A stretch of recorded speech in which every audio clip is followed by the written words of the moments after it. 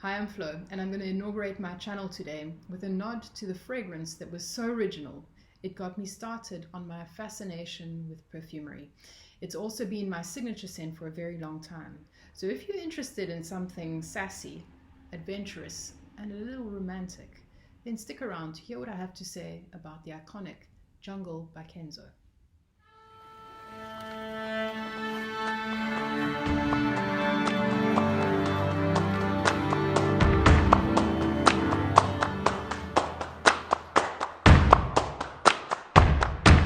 So for those of you who don't know, Kenzo is a French luxury brand that was established by a Japanese designer called Kenzo Takada, and the house is best known for its fusion of Japanese and European sensibilities. It's a very playful, colorful brand, and I feel like this fragrance really embodies that. So the 90s saw the launch of some of the last designer powerhouses. And if you remember, in 96, we were on the cusp of a cultural revolution.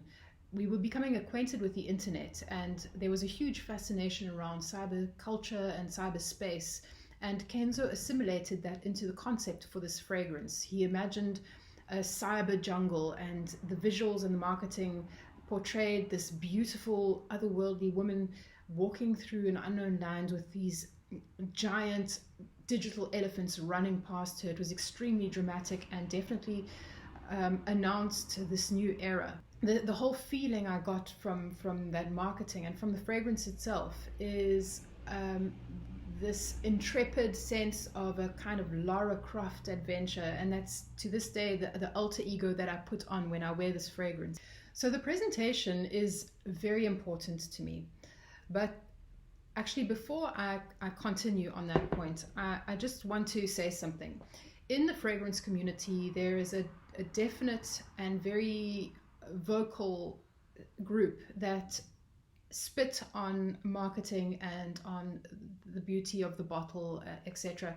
They say that it detracts from the creation of perfumery, the craft itself, which is fair as a point, but to me that's also tantamount to going to the opera and saying, get rid of the dancers, get rid of the decor, shut down the lights, let's scrap some triangles, let's sit in the dark and focus on the notes. That impoverishes an art that has been taken to its zenith by combining the arts.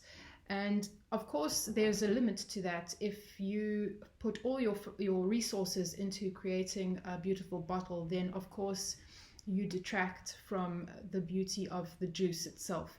But I feel that a healthy balance really does elevate the creation to something something stratospheric. Here in this case, I really love this bottle. It's very sculptural, stylized cap that is metal, by the way. It's very heavy and luxurious feeling.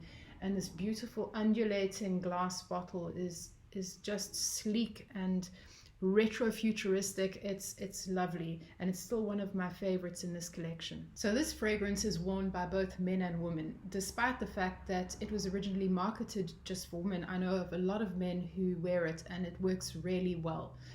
But the bottom line for me is that you should have a lot of fire in your character. You should be assertive to wear this fragrance, because otherwise it will wear you. It is a very bold fragrance, and it is also a fragrance that I imagine really suiting somebody who's intelligent, curious, and adventurous. Somebody with a very large palette of acquired tastes, who's very in touch with different cultures, who's very worldly. It feels quite youthful, though you can wear it whatever your age. It is definitely not for the demure wallflower who sits in the corner clutching her Birkin. This is a bold, intrepid fragrance. So I live in a subtropical climate, and I really appreciate how this fragrance shape shifts and dances on different feet depending on the temperature. In summer, this fragrance is a very sexual fragrance, and it's very bare skin, and there's an interplay between sweet and savory. I think it's got to do with the cumin and the licorice and that very fleshy tropical fruit heart. And in winter, it completely changes. It becomes this very romantic, soft, spicy, sweet blanket that is very enveloping. It's just what you want in winter. And the reason for this change is very much to do with the contrasts in the composition, which I'll get to now.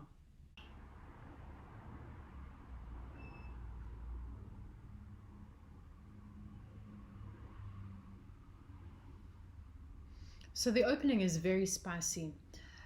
Off the bat, you get cumin and clove paired with bergamot to give it a lift. And for those of you who shit yourselves with cumin involved, please be assured that this is not the sweaty kind of cumin. Cumin really offers a very nice, raunchy, hot tone to a fragrance always. I love it, but it doesn't get animalic in this fragrance.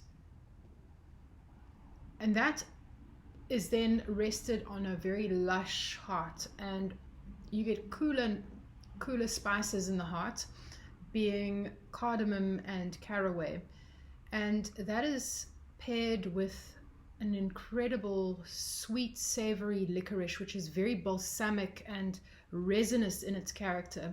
And to that there is also a very lush, juicy mango that is very sweet and sumptuous, and it's prevented from getting too sweet and too cloying by a balance of flowers that are added to the heart. And in particular, the gardenia brings it a greenness and a bit of a sharpness that contrasts and takes down the sweetness of the fruit. And there is also ylang ylang, which to me always gives a sort of a waxy veneer to a fragrance, and it smooths out the edges. There is also heliotrope, and heliotrope is kind of a hazy, almondy type of scent, and that pairs well with the base because the base is very, very vanilla, amber rich, and yeah.